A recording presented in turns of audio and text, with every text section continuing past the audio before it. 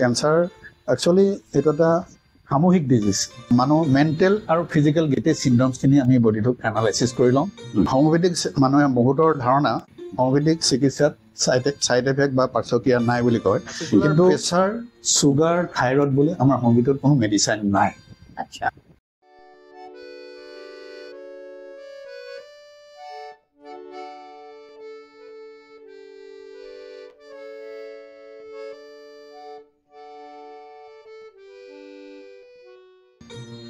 মই এটা শাৰীৰিক অসুস্থতাত ভুগিছোঁ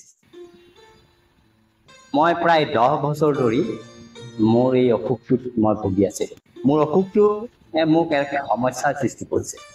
মোৰ অসুখটো আছিল মোৰ হাতৰ ভৰি সমগ্ৰ শৰীৰৰ অংগবিলাকত দাঁতবিলাকত এটা ক'লা দাগ হৈছে এই ক'লা দাগটো লাহে লাহে ডাঠ হৈ আহিল আৰু সেই সমস্যাটোৱে মোক এটা বৰ বিমূলত পেলাইছিল আৰু সেই লৈ মই দেশৰ বিভিন্ন অঞ্চলত চিকিৎসা কৰিছিলোঁ এবাৰ এজন হেমিঅ'পেথিক চিকিৎসক মোৰ ডক্টৰলৈ আহিছিল তেখেতক মই মোৰ সমস্যাৰ বিষয়ে অৱগত কৰিছিলোঁ তেতিয়া তেখেতে ক'লে যে আপোনাৰ এই সমস্যাটো আমাৰ হেমিঅ'পেথিক এটা সমাধান আছে আৰু এই সমাধানটো আপুনি 3 মাহ ঔষধ খাব লাগিব আৰু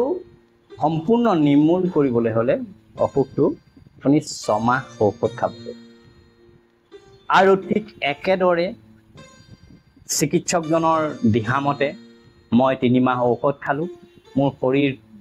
শৰীৰৰ অংগবিলাকত থকা দাগবোৰ প্ৰায় নোহোৱা হৈ আহিল আৰু তেখেতৰ দিহামতে মই 6 মাহ ঔষধ খাবলৈ আৰম্ভ কৰিলোঁ আৰু সম্পূৰ্ণ 6 মাহ মই ঔষধ খোৱাৰ পিছত মোৰ শৰীৰৰ পৰা সেই দাগবোৰ নোহোৱা হৈ আহিল আজি সেই হেমিঅ'পেথি চিকিৎসাৰ চমৎকাৰিতাৰ বিষয়ে মই আপোনালোকৰ আগত অৱগত কৰিব খুজিছোঁ আৰু সেইজন চিকিৎসক যিজন চিকিৎসকে মোৰ ৰোগটো সম্পূৰ্ণ নিৰ্মূল কৰি দিলে তেখেত হ'ল ডক্টৰ অমলেন্দু দেউৰী তেখেতে তিনিচুকীয়াৰ ল কলেজ ৰোডত তেখেতৰ চেম্বাৰ আছে আৰু আজি আমি তেখেতক আমাৰ ষ্টুডিঅ'লৈ মাতি আনিছোঁ তেখেতৰ পৰা আমি হেমিঅ'পেথিক চিকিৎসা সম্পৰ্কত কিছু কথা অৱগত প্ৰিয় বন্ধুসকল মোৰ চেনেলটো উপভোগ কৰিব আপোনালোকে চেনেলটোক লাইক কমেণ্ট আৰু ছাবস্ক্ৰাইব কৰিব আৰু চেনেলটোক শ্বেয়াৰ কৰিব যাতে ই প্ৰচাৰিত হয় আৰু আপোনালোকৰ এই সহযোগৰ দ্বাৰাই আমি নতুন নতুন ভিডিঅ' প্ৰস্তুত কৰিবৰ কাৰণে অনুপ্ৰাণিত হ'ম ধন্যবাদ নমস্কাৰ ডক্টৰ দেউৰী নমস্কাৰ মই আজি আপোনাৰ জনবহুল ইউটিউব চেনেলত সাদৰ সম্ভাষণ জনাই আজি অনুষ্ঠান আৰম্ভ কৰিবলৈ লৈছোঁ হয় আজি মই এই ষ্টুডিঅ'ত আহি গৌৰৱান্বিত অনুভৱ কৰিছোঁ বিশেষকৈ হোমিঅ'পেথিক বিষয়ে আপুনি এই যিটো চিকিৎসা কৰি তেওঁ মানে আৰোগ্য হৈছোঁ বুলি কৈছে মই নিজকে ধন্য মানিছোঁ আৰু আপোনাৰ সমস্যাটো এতিয়া বৰ্তমান কেনেকুৱা মোৰ সমস্যা এতিয়া সম্পূৰ্ণ নিৰ্মূল হৈ গৈছে হয় হয় এইকাৰণে আপোনাক মই ধন্যবাদ জনাইছোঁ আৰু সেই মোৰ সমস্যাটো সমাধান হোৱাৰ লগে লগে মই এইটোকে ক'ব খুজিছোঁ যে হেমিঅ'পেথি চিকিৎসাৰ এটা চমৎকাৰী গুণ আছে আৰু সেই চমৎকাৰী গুণৰ দ্বাৰা হেমিঅ'পেথিক চিকিৎসাই এটা ৰোগ এটা একোটা জটিল ৰোগো নিৰ্মূল কৰিব পাৰে হয় বাৰু ডক্টৰ দেউৰী আমি আজি আপোনাৰ পৰা হেমিঅ'পেথি চিকিৎসা সম্পৰ্কত কিছু কথা জানিব খুজিম আৰু লগতে আমি হেমিঅ'পেথিক চিকিৎসাৰ বিভিন্ন হেমিঅ'পেথিক চিকিৎসা সম্পৰ্কত হেমিঅ'পেথি চিকিৎসাৰ উৎপত্তি আমাৰ ভাৰতবৰ্ষত ইয়াৰ প্ৰচলন আৰু অসমত ই কেনেকৈ জনপ্ৰিয় হ'ল এই বিষয়ে আমি জানিম তাৰ আগতে আমি প্ৰথমতে জানিব খুজিছোঁ যে হেমিঅ'পেথি চিকিৎসা আৰু এলোপেথিক চিকিৎসাৰ মাজত কি ধৰণৰ পাৰ্থক্য আছে আপুনি আমাক কওকচোন হয় মই এইটো কথা আজি আপোনাৰ মাধ্যমত থুলমূলকৈ মানে এই বিষয়ে যদি ডিফাৰেঞ্চিয়েশ্যন আমি কৰিবলৈ যাওঁ বহুত এটা ডাঙৰ চেপ্টাৰ কিন্তু যিকেইটা কথা মই সহজ আৰু সৰলভাৱে মানুহক বুজাবলৈ চেষ্টা কৰিম বিশেষকৈ হোমিওপেথি আৰু এলোপেথি আমাৰ যোৰহাটৰ এন ডি খুৰা মানে আমাৰ শিশু সাহিত্য হয় হয় তেওঁ এজন ভাল মানে চাইল্ড স্পেচিয়েলিষ্ট আছিলে আৰু সেই সূত্ৰে তেওঁ শিশুসকলক বহুত ধৰণৰ চিকিৎসা প্ৰদান কৰিছিলে তেখেত হেমিঅ'পেথি চিকিৎসক নহয় তেওঁ আছিলে এলোপেথিক মানে শিশু বিশেষজ্ঞ আচ্ছা হয় তেওঁ আমাৰ Jorhat homeopathic medical doctor J K Saikia homeopathic চিকিৎসা মহাবিদ্যালয়ত মানে অৱতনিক শিক্ষকো আছিলে আচ্ছা হয় তেখেতে আমাক বিশেষকৈ এলোপেথি আৰু হোমিওপেথিক বিষয়ে কিছু কথা আমাৰ ক্লাছত অৱগত কৰিছিলে তেওঁ ভাষাত মানে এলোপেথি আৰু হোমিওপেথি মামা ভাগিনৰ সম্বন্ধ আচ্ছা মামা ভাগিন মানে যেনেকে মামা নাথাকিলে এটা পৰিবাৰ নহয় হয় আৰু খুৰা নাথাকিলে যেনেকে পৰিবাৰ নহয় হয়। চেম তেনেকে এলোপেথিক নহলে হোমিওপেথিকো নহয় বা হোমিওপেথিক নহলে এলোপেথিকো নহয় মানে ভাৰ্চেছ আচ্ছা হয় ইয়াত ডিফাৰেঞ্চিয়েশ্যন বুলি ক'বলৈ গ'লে আমি বিশেষকৈ হোমিওপেথিক চিষ্টেমটোৰ বিষয়ে ক'ব বিচাৰোঁ আমাৰ চিষ্টেমটো ডক্টৰ চামুৱেল খ্ৰীষ্টান ফ্ৰেডৰিক হেনিমেন তেওঁ 1800 শতিকাৰত মানে আমাৰ জাৰ্মানত প্ৰথম হোমিওপেথিক চিষ্টেমটো আৱিষ্কাৰ কৰিছিলে হয় আৰু তেওঁ এজন অভিজ্ঞ আৰু প্ৰতিষ্ঠিত এলোপেথিক ডক্টৰ আছিলে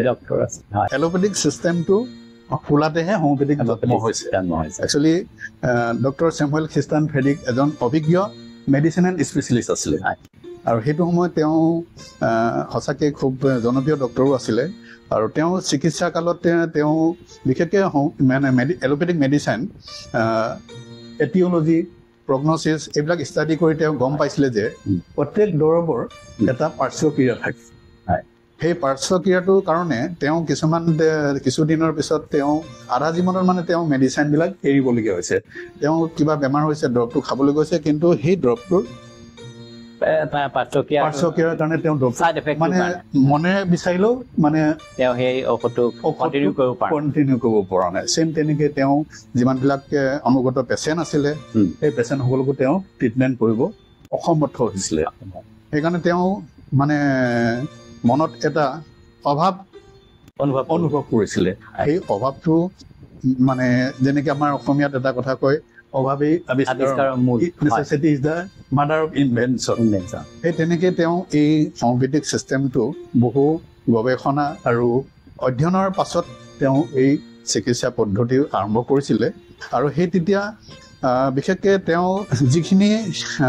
এলোপেথিকৰ কমপ্লিকেশ্যন আছিলে বা দৰৱ খাই কিনে যিখিনি অসুবিধা তেওঁ সন্মুখীন হৈছিলে সেইখিনি উইড্ৰ কৰিবৰ কাৰণে হোমিওপেথিক চিষ্টেমটো new school of medical science বুলি মানে তেওঁ আৱিৰ্ভাৱ কৰিছিলে আৰু সেই new school of homeopathic medical science আন একো নহয় জাষ্ট হোমিওপেথিক মেডিচিনটো মানে পাৰ্শ্বক্ৰিয়া নথকা কিছুমান মেডিচিন তেওঁ মানে আৱিষ্কাৰ কৰিছিলে আৰু সেই মেডিচিনখিনিয়ে বিশেষকৈ এতিয়া হোমিওপেথিক সমাজত প্ৰচলিত হৈ আছে আৰু এলোপেথিক সমাজত মানে বিশেষকৈ এলোপেথিক প্ৰেছক্ৰিপশ্যনত আমি দেখা যায় যে আপুনিও জানে নিশ্চয় পাৰ্টিকুলাৰ ডিজিজ ট্ৰিটমেণ্ট কৰে পাৰ্টিকুলাৰ কোনোবা এটা বেমাৰক লৈ তেওঁলোকে ফ'কাচিং কৰে আৰু সেইটোৰ ওপৰত মেডিচিন কৰে কিন্তু হোমিওপেথিক চিষ্টেমত আমাৰ ডক্টৰ চামুৱেল খ্ৰীষ্টান ফ্ৰেডৰিক হেনিমেনে যিখিনি আমাক প্ৰিন্সিপল এৰি থৈ গৈছে তেওঁৰ মতে আমি পেচেণ্টক নহয় ৰোগীক ট্ৰিটমেণ্ট কৰোঁ ৰোগী মানে এজন হেড টু টেল টোটেলিটি অফ চিম্পটমছ বুলি কোৱা হয় মানে এজন মানুহৰ হেড টু টেল যিমানখিনি প্ৰব্লেম থাকে এই প্ৰব্লেমখিনি সমস্ত মানে সমস্যাবিলাকৰ সমাধান কৰিব আপুনি মানে লক্ষণৰ ওপৰত চিকিৎসা হয় আমাৰ মানে চিকিৎসা বিধানটোৱে হ'ল চিম্পটমলজি বা চিম্পটম এনালাইচিছ সেইকাৰণে এলোপেথিকত কয় ডায়গনচিছ হোমিওপেথিকত কয় এমিনচিছ মানে অৰ্থটো এইটোৱে মানে সামূহিক চিম্পটমছখিনি নাইকিয়া কৰি মানে সামগ্ৰিকভাৱে এটা ৰোগ হ'লে অন্যান্য যিবোৰ অসুবিধা হয় সেই অসুবিধাবোৰ নিৰ্মূল কৰি ৰোগটো নিৰ্মূল কৰা হয় আৰু কিন্তু হোমিওপেথিকত ছাপ্ৰেছিভ কণ্ডিশ্যনটো উইড্ৰ কৰিবৰ কাৰণে ডক্টৰ চামুৱেল খ্ৰীষ্টান ফ্ৰেডৰিকে এই চিষ্টেমটো new school of homeopathic system of medicine মানে বুলি সেই 1800 শতিকাত তেওঁ প্ৰিন্সিপলেৰে এই চিষ্টেমটো আৱিৰ্ভাৱ কৰিছিল তো এতিয়া মই আপোনাৰ এই বক্তব্যখিনিৰ পৰা এটা কথা বুজিলোঁ যে এলোপেথি চিকিৎসাৰ যিটো ছাইড এফেক্ট থাকে হয় পাৰ্শ্বক্ৰিয়া যিটো থাকে আপুনি ক'ব খুজিছে যে হেমিঅ'পেথিক চিকিৎসাত সেই পাৰ্শ্বক্ৰিয়াটো নাই একজেক্টলি সেইটো কথাও মই আপোনাৰ মতে সহমত নহয় হোমিওপেথিক মানুহে বহুতৰ ধাৰণা হোমিওপেথিক চিকিৎসাত ছাইড এফেক্ট বা পাৰ্শ্বক্ৰিয়া নাই বুলি কয় কিন্তু সঁচা অৰ্থত ক'বলৈ গ'লে আমাৰ একচুৱেলি একৰ্ডিং টু নিউট্ৰিনেল থাৰ্ড ল' every action has a opposite and equal reaction হয় সেই কথাটো আমি যদি মেডিচিনৰ একচনে নহয় ৰিয়েকচনে নহয় সেই মেডিচিনটো কেনেকৈ মেডিচিন হ'ব হয় আৰু যদি পাৰ্শ্বক্ৰিয়া নাথাকে তেতিয়াহ'লে সেইটো মেডিচিন বুলি ক'ব নোৱাৰি কিন্তু আমাৰ মেডিচিনত পাৰ্শ্বক্ৰিয়া এইটো কাৰণে নহয় যিহেতু মানুহজনক একেবাৰে চিমিলি আমাৰ হোমিওপেথিক চিষ্টেমত কাৰ্ডিনেল প্ৰিন্সিপল ডক্টৰ সামুৱেল খ্ৰীষ্টান ফ্ৰেডিকে বনাই গৈছে law of similar law of simplex law of minimum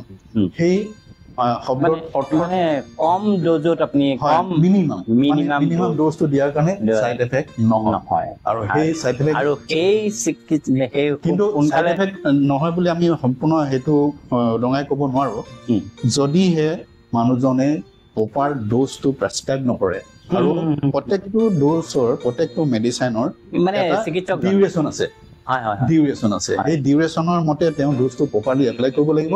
আৰু কেনেকৈ হাউ টু টেক প্ৰেছক্ৰিপশ্যনত মানে মিনছ বিফৰ এস্কিবমিন ডেছক্ৰিপশ্যন সেই ডেছক্ৰিপশ্যনত তেওঁ লিখি দিব লাগিব যে এই দৰৱটো এনেকৈ খাব ইমান প্ৰাক এনেকৈহে খাব সেইমতে যদি পেচেণ্টে এপ্লাই কৰে তেতিয়াহে এইটো হোমিওপেথি কিন্তু যদি হোমিওপেথিক দৰৱ কোনো ছাইড এফেক্ট নাই বুলি আমি আহাৰ খোৱা ধৰে দৰৱ খাবলৈ যাওঁ তেতিয়া সেই কথাটো যথাৰ্থত মানে এইটো ছাইড এফেক্ট নাই বোলা কথাটো মানে মানি ল'বলৈ দিগদাৰ হয় বিশেষকৈ আমাৰ চিষ্টেমে সেইটোৱে আমাক শিকাইছে বাৰু ডক্টৰ দেউৰী আপোনাক এতিয়া মই সুধিব খুজিছোঁ সাধাৰণ মানুহবিলাক খুব কম বয়সৰ পৰাই মানুহবিলাকৰ প্ৰেছাৰ হয় চুগাৰ হয় ইউৰিক এচিড হয় থাইৰয়ড হয় আৰু আজিকালি বহুত ধৰণৰ বেমাৰ কিছুমান হয় যিটো লাইফষ্টাইল ডিজিজ হৈ আছে মেটাবলিক ডিজঅৰ্ডাৰ হয় তো এই সমস্যাবিলাকৰ সমাধানৰ কাৰণে হেমিঅ'পেথি কি ব্যৱস্থা নিশ্চয় আছে এইটো মানে বহল অৰ্থত ক'বলৈ গ'লে মেটাবলিক ডিজঅৰ্ডাৰ এইটো এটা আমি বনাই লোৱা মেনিফেষ্টেশ্যন ডিজিজ কাৰণ আমি এজন সুস্থ শৰীৰ থাকিবৰ কাৰণে আমাক এই কেজি নাৰ্চাৰীতে প্ৰথমতে শিকায় early to bed early to rise make a man healthy happy and wise সেই কথাটো আমি আখৰে আখৰে পঢ়ো আৰু পালন নকৰোঁ কাৰণ আজি নিজৰ কৰ্তব্য বা মানে নিজৰ প্ৰফেশ্যনটো মেইনটেইন কৰিবৰ কাৰণে আমি সময়টোক প্ৰপাৰলি ইউজ নকৰোঁ এজন সুস্থ মানে মানুহ হ'বলৈ হ'লে তেওঁক শৰীৰ আৰু মন বেলেঞ্চিং কৰিব লাগে আৰু সেই বেলেঞ্চিংটো যেনেকে গাড়ী এখন 4টা চকা থাকে সেই 4টা চকা যদি এটা পামচাৰ হয় গাড়ীখন চলাব বেলেঞ্চিং নাইকিয়া হৈ ফুল বেলেঞ্চো নহ'লে গাড়ীখনো নচলে সেই চেম আমাৰ শৰীৰটো গাড়ী নহয় এটা মানে স্বাস্থ্যৰ যন্ত্ৰ মানে এটা স্বাস্থ্যৰ হয় এই বস্তুটোক আমাৰ জীৱন প্ৰাণ যেতিয়ালৈকে থাকে সেইটো মানে হেল্ডি লাইফ ষ্টাইল মেইনটেইন কৰিবলৈ হ'লে আমাৰ বডিটোক এটা নিৰ্দিষ্ট আহাৰ বেলেঞ্চ সুষম আহাৰ দিব লাগিব সেই সুষম আহাৰটো নিৰ্দিষ্ট সময়ত খাব লাগিব আৰু আহাৰটোত আমাৰ 6 proximal food protein carbohydrate mineral চল ৱাটাৰ ভাইটামিন ফেটছ এইকেইটা পৰ্যাপ্ত পৰিমাণে বেলেঞ্চিং এমাউণ্টত আমি ল'ব লাগিব মানে কেলৰি ডায়েট মানে একচুৱেলি কেলৰিটো ক'ৰ পৰা হয় এই 6 প্ৰক্সিমেল ফুডৰ পৰা আৰু সেই বস্তুটো আমি যদি কোনোবা এটা বস্তু ভাল পাওঁ তাক মই বেছিকৈ লওঁ কোনোবা এটা বস্তু বেয়া পাওঁ সেই বস্তুটো যদি মই এভইড কৰোঁ তেতিয়া আমাৰ বেলেঞ্চিংটো হেৰাই যায় চেম তেনেকে ডায়েটৰ ওপৰে অকল নহয় ইয়াৰ পিছতে আমি সুস্থভাৱে জীয়াই থাকিবলৈ যেনেকে early to bed early to ৰাইজ আমি সৰু কেজি নাৰ্চাৰীতে আমি যিখিনি শিকি আহিছো সেই কথাটো আমি আখৰে আখৰে পালন কৰিব লাগিব 6 ফৰ মেন 7 ফৰ ওমেন এজন সুস্থ শৰীৰ মানুহ হিচাপে জীয়াই থাকিবলৈ হ'লে মিনিমাম 6 ঘণ্টা সময় শুব লাগিব ডিপ শ্লিপত আৰু চেম তেনেকে মহিলাৰ কাৰণে এক্সট্ৰা এনাৰ্জি লাগে আৰু তেওঁলোকক 1 ঘণ্টা বেছিকে শুবলৈ দিছে আমাৰ মহিলাসকলৰ সোনকালে নহয় সেই যদি টোপনি পুৰা যেনেকে আমাৰ সচৰাচৰ কথাত কি হয় এদিন টোপনি ক্ষতি কৰিলে 7 দিনলৈ পুৰা নহয় সেইটো মানে আমাৰ মুখামুখি চলি আহিছে প্ৰচলিত সেই বস্তুটো একচুৱেলি আমাৰ স্বাস্থ্যৰ ক্ষেত্ৰতো মানে প্ৰযোজ্য হয় আৰু 8 ঘণ্টা মানে যদি সাউন্ড ফিলিপ নহয় তেতিয়া সেই মানুহজনৰ এই মেটাবলিক ডিজঅৰ্ডাৰ প্ৰচেছ হয় আচ্ছা মই এতিয়া আপোনাক সুধিব খুজিছোঁ কথাটো যে আমাৰ pressure sugar uric acid thyroid এইবিলাকৰ হ'লে আমাৰ এলোপেথি চিকিৎসাত এটা ঔষধ খাই থাকিবলৈ দিয়া হয় সদায় খাই থাকিব ঔষধটো তেওঁ প্ৰেছাৰৰ টেবলেট এটা খাব লাগে তাৰপিছতে থাইৰয়ডৰ টেবলেট এটা খালে ইউৰিক এচিডৰ টেবলেট খালে কিবা এনেকুৱা ধৰণৰ এই যে কথাটো এই কথাটো আপুনি হেমোপেথি চিকিৎসাত এই কথাটোত কেনেকুৱা ধৰণৰ পাৰ্থক্য মই অলপ আগতেই কৈ গৈছোঁ আপোনাক মই পাৰ্টিকুলাৰ প্ৰেছাৰ চুগাৰ থাইৰয়ড বুলি আমাৰ সংগীতত কোনো মেডিচাইন নাই আচ্ছা তেওঁ কিহৰ পৰা বেমাৰটো থাইৰয়ড হৈছে মানে উৎপত্তি স্থল ক'ত হয় হোৱাট ৱেৰ হোৱেন হাউ হয় হয় হাউ মানে কেনেকে এই বেমাৰটো কেনেকে মানে আৰম্ভ হ'ল সেই আৰম্ভণি চ'ৰ্চটো প্ৰথমতে আমি নিৰ্মূল কৰোঁ আচ্ছা যেতিয়া আৰম্ভণি প্ৰব্লেমটো নাইকিয়া হৈ যায় তেওঁ টোপনি যদি ক্ষতি হৈছে টোপনি পূৰা হোৱা নাই তেতিয়া টোপনিটোৰ কাৰণে তেওঁক যদি প্ৰেছক্ৰাইব কৰা হয় আৰু তেওঁক সেইটো বেলেঞ্চ কৰা হয় তেতিয়া তেওঁ অট'মেটিক প্ৰেছাৰ কণ্ট্ৰল হয় কিন্তু আমি জানি বুজি যদি অকল প্ৰেছাৰ ড্ৰপটো খালেই হ'ব টোপনিটো যদি তুমি মানে কমপ্লিট নমৰাকৈ কোনো টোপনি কথা আমি এডভাইচ নকৰোঁ তেওঁ লাইফ টাইম এই ড্ৰপটো খাব লাগে ড্ৰপ নহয় এটা ড্ৰাগছ হ'ব ড্ৰাগছৰ অৰ্থটো এইটোৱে আচ্ছা আপুনি হেমোপেথি চিকিৎসাত এই কথাটো কওকচোন তেতিয়াহ'লে সেই ৰোগীজনে প্ৰেছাৰৰ ৰোগীজনে হেমোপেথি চিকিৎসা কৰি এবাৰ হেমোপেথি চিকিৎসা কৰাৰ পিছত তেওঁ মানে ঔষধ নাখালে হ'বনে হ'ব নিশ্চয় হ'ব একচুৱেলি প্ৰেছাৰটো আমি কিহৰ কাৰণে উৎপত্তি হৈছে নিৰ্মূল কৰি বহুতৰে আজিকালি আৰু একেদৰে ধৰক চুগাৰ হৈছে ডায়েবেটিক পেচেণ্ট তেওঁ থাইৰয়ড হৈছে ইউৰিক এচিড হৈছে সেই সমস্যাবিলাকো একেধৰণে সমাধান হৈ যাব একেধৰণে সমাধান কাৰণ এতিয়া আমাৰ টোটেলিটি অফ চিমটমছ যদি মানে কোনোবা এটা বেমাৰ তেওঁ আবিৰ্ভাৱ হৈছে সেই আবিৰ্ভাৱটো কিয় কাৰণে হ'ল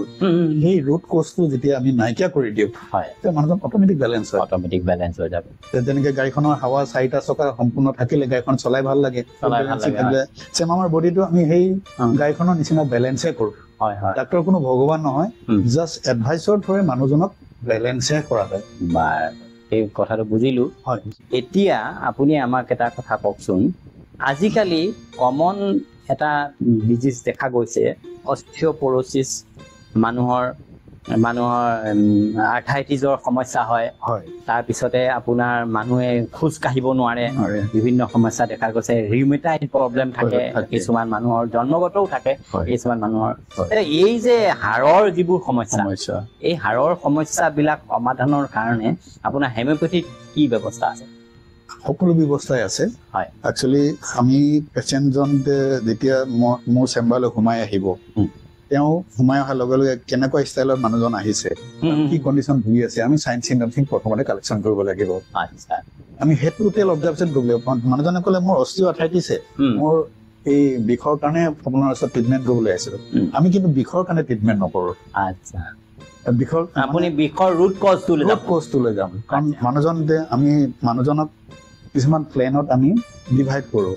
তেওঁ চৰিক পেচেণ্ট চাইকটিক পেচেণ্ট চিভিলিটিক পেচেণ্ট আমাৰ এইটো ডিজিজ মিয়াজম বুলি কয় আৰু সেই মানে সেই কথাটো আকৌ এটা আপুনি বুজাই দিয়কচোন কথাটো মই ঠিক মানুহজন আহিলে মানুহজনৰ অহাৰ লগে লগে ৰোগীৰ ধৰণটো তেওঁ আহিলে কেনেকুৱাকৈ খোজকাঢ়িছে আহি মানুহজনতে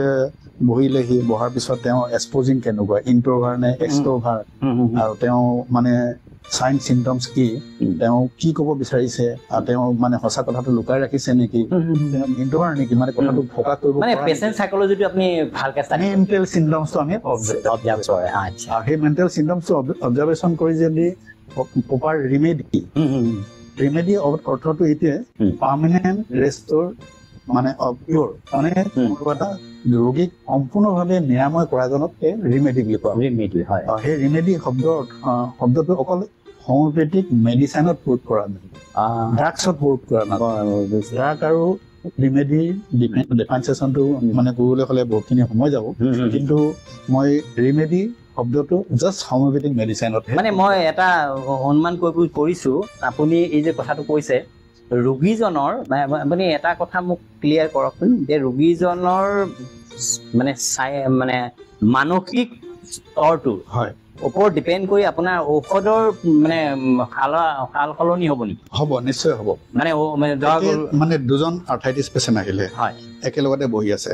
এইজনক এইটো মেডিচিন মই প্ৰেছক্ৰাইব কৰিলো বুলি তেওঁ প্ৰেছক্ৰিপশ্যন দিলো, কিন্তু লগত বহি থকাজন একে ড'জ সেই মেডিচিনটো আপুনি দিবলগীয়া নহ'ব পাৰে, কাৰণ তেওঁ উৎপত্তি কি, তেওঁ হিন্দু সমাজৰ নে মানে মহম্মদিয়ান পৰিদৰে নে, তেওঁ খাদ্যাভ্যাসটো আপুনি ষ্টাডি কৰিব লাগিব। আচ্ছা, খাদ্যাভ্যাসৰ পিছত তেওঁ কিহৰ পৰা এই বেমাৰটো উৎপত্তি হ'ল, তেওঁ লাইফ ষ্টাইল কেনেকে হৈছিলে, এইটো সাধাৰণতে কিছুমান যিবিলাক মানে মেটাৰনেটেল কেছ মানে বাচ্ছাৰ পৰা কিছুমান আহে, কিছুমানতে জেনেটিক হিচাপে আহে, আৰু কিছুমানতে মানে আফটাৰ 40-50 এজত এইবিলাক বেমাৰ প্ৰচেছ হয়, মেনোপজৰ পিছত হয়, তেনেকে মানে 50 এজৰ পিছত এইবিলাক বেমাৰ সাধাৰণতে দেখা দিয়ে। যে সেই মানুহজনে কি কামত ব্যস্ত, কি কামত তেওঁ কৰি এই বেমাৰটো উৎপত্তি কৰিলে, আৰু তেওঁৰ ৰুটিন কি খায়, কেনেকে শুৱে, ডিটেইলছটো, তেওঁ পানী কিমান খায়, আপুনি কি খাই ভাল পায়, এইখিনি মেণ্টেল চিমটম খিনি আপুনি আৰু লাইফ ষ্টাইলটো চাব লাগিব। কোনোবা এজনে পানী খাই ভাল পায়, কোনোবা এজনে বেয়া পায়, কিন্তু দুইজনে একে পেচেণ্ট, কিন্তু দুইজনৰ দৰৱটো বেলেগ বেলেগ হ'ব। হয়, আচ্ছা, এতিয়া মই দুটা অসুখৰ বিষয়ে আপোনাক সুধিব খুজিছো। এটা হ'ল সাধাৰণতে মানুহে ভুগি থাকে, মানে এই মানুহজনৰ এজমেটিক ট্ৰাবল আছে, বহুত সৰু পাই মানে জন্ম পাই আছে, তেওঁ এজমেটিক ট্ৰাবল আছে, 60-70 বছৰলৈকে তেওঁ এজমেটিক ট্ৰাবল ভুগি আছে। এতিয়া আৰু এজন মানুহ আছে, তেওঁ ৰিমেটাইড প্ৰব্লেম, মানে বাত বিষ, তেওঁ শৰীৰৰ গোটেই অংগবিলাকত বাত বিষ হৈ আছে, তেওঁ মানে বহুত দিন ধৰি ভুগি আছে। এই মানুহ দুজনৰ মানে দুটা বেলেগ বেলেগ মানে বেমাৰৰ কথা মই আপোনাক ক'লো। এই যে যিটো মানে বংশগত ঔষধ বেমাৰেই হওক বা তাৰ জন্মগত বেমাৰেই হওক, এই বেমাৰ দুটাৰ চিকিৎসাৰ কাৰণে হোমিঅ'পেথি কিবা আছেনে? নিশ্চয়। মই প্ৰথমতে কৈছো, হোমিঅ'পেথিক চিষ্টেমত সকলো ধৰণৰ ৰোগৰ কাৰণে, সকলো বয়সৰ কাৰণে আমাৰ এই চিকিৎসা পদ্ধতি মানুহৰ কাৰণে প্ৰযোজ্য। আৰু সেই এজমাৰ কথা যিটো ক'লে, এজমাটো এটা লাইফষ্টাইল ডিজিজ বুলি কোৱা হয়, আৰু সেই মানুহজন কোনটো লেভেলত আছে, কেনেকে এজমা প্ৰডিউচ হ'ল, বিশেষকৈ আমাৰ অসমৰ ৱেডাৰ আৰু UP বিহাৰৰ ৱেডাৰ দুইটাই ডিফাৰেঞ্চ। জলীয় বাষ্পটো বেছি হোৱাৰ কাৰণে এই বেমাৰটো ইয়াত বেছি পায়। সেইজন পেচেণ্টে যদি UP বিহাৰলৈ যায়, তেতিয়া এই বেমাৰটো নাইকিয়া হয়। কিন্তু আমি মানুহজনৰ এক্টিভিটিছৰ ওপৰত ডিপেণ্ড কৰোঁ, বিশেষকৈ তেওঁ কিমান পানী খায়, পেচাব পায়খানা কেনেকুৱা, টোপনি কেনেকুৱা, আৰু কিমান দিনৰ পৰা বেমাৰটো আৰম্ভ হৈছে, মেণ্টেল চিমটমছখিনি এনালাইচিছ কৰি এটা ৰিমেডি বনায়। সেইটোৱে এমিন'চিছ যিটো মেডিচিন আহিব, সেই মেডিচিন যদি তেওঁ তাৰ ডিউৰেশ্যন, মেডিচিনটোৰ ডিউৰেশ্যনৰ মতে যদি তেওঁ প্ৰপাৰলি দৰৱটো খায়, তেওঁ মানে এলোপেথিক চিষ্টেমৰ নিচিনা মানে লাইফ ষ্টাইল দৰৱ খাব নালাগে। যেনেকে এলোপেথিকত সদায় মানে এবাৰতে কিয়ৰ হৈ যাব, এবাৰতে মানে তেওঁ সেই মেডিচিনটোৰ যিমান দিন একশ্যন থাকে, কিছুমানৰ ডিউৰেশ্যন 70 দিন, কিছুমানৰ 90 দিন, কিছুমানৰ 40 দিন, প্ৰত্যেকটো মেডিচিনৰ ড্ৰাগছ মানে মেডিচিনেল ডিউৰেশ্যন। যেনেকে মোক আপুনি 6 মাহৰ কাৰণে ঔষধটো খাবলৈ দিছিলো, খাই পেলাই মই সম্পূৰ্ণ মই এই সময়ছোৱাতে, এই মাজতে এই সময়ছোৱাতে মই কেমেৰা দেখুৱাবলৈ মই অনুৰোধ কৰিম যে মোৰ এই হাতত এনেকে ধৰণে মোৰ দাগ আছিলে, এইবিলাকত গোটেই দাগ আছিলে, গাত মোৰ গোটেই দাগ আছিলে, ভৰিবিলাকত মোৰ ক'লা ক'লা দাগ আছিলে, আৰু সেই দাগবোৰ এতিয়া আপোনালোকে চাওক একেবাৰে নিৰ্মূল হৈ গ'ল। আৰু চিকিৎসকজন বহি আছে, মই আজি সেই চিকিৎসকজনকে মই কথা বাৰ্তা পাতিছোঁ, এই চিকিৎসকজনে মোৰ এই ৰোগটো নিৰ্মূল কৰিলে। আৰু এতিয়া ডক্টৰ দেউৰী, আপোনাক মই আৰু এটা কথা এই মুহূৰ্তত জানিব খুজিম যে আমাৰ ENT বিভাগ, এলোপেথি, নাক, কাণ আৰু ডিঙি, এইটো ENT বিভাগৰ বহুত বেমাৰ হয়, বহুত বেলেগ বেলেগ ধৰণৰ বেমাৰ হয়, কাণেৰে নুশুনা হয়, নাকত বহুত ধৰণৰ সমস্যা হয়, ডিঙিত বহুত ধৰণৰ সমস্যা হয়। এতিয়া হেমিঅ'পেথিক, এলোপেথিক তেনেকুৱা বহুত ধৰণৰ চিকিৎসা আছে, কেতিয়াবা অলপ জটিল ৰূপ হ'লে অস্ত্ৰোপচাৰো কৰা হয়। এতিয়া হেম'পেথিত এনেকুৱা মানে ঔষধ আছেনে যি ঔষধে এই তিনিটা অংগ মানে অতি লাগতিয়াল অংগ শৰীৰৰ হয় হয় এই লাগতিয়াল অংগকেইটা মানে মানে মেইনটেইন কৰিবৰ কাৰণে বা সেই লাগতিয়াল অংগকেইটাত দেখা দিয়া ৰোগ ৰোগ মানে নিৰাময় কৰিবৰ কাৰণে। নিৰাময় কৰিবৰ কাৰণে ব্যৱস্থা আছেনে? নিশ্চয় আছে